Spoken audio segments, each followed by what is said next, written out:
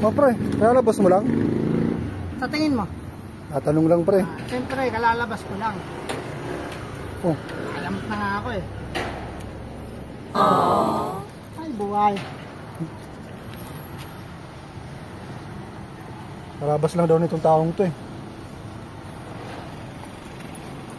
Lalabas, may 50. Pre.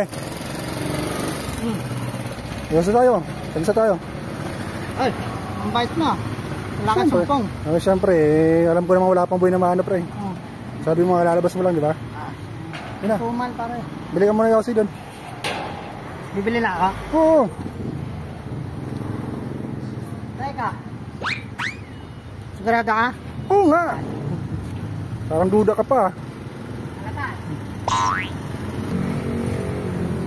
Oh, pre, nakabili ka na? Ah, siyempre. Bait mo talaga, pre, ah. Siyempre. Oh.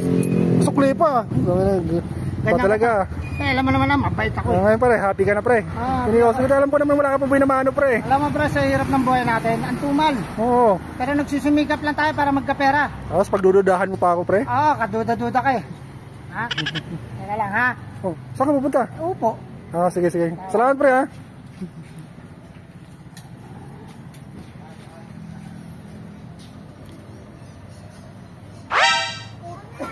Ay, ito to. Oh, bakit na naman?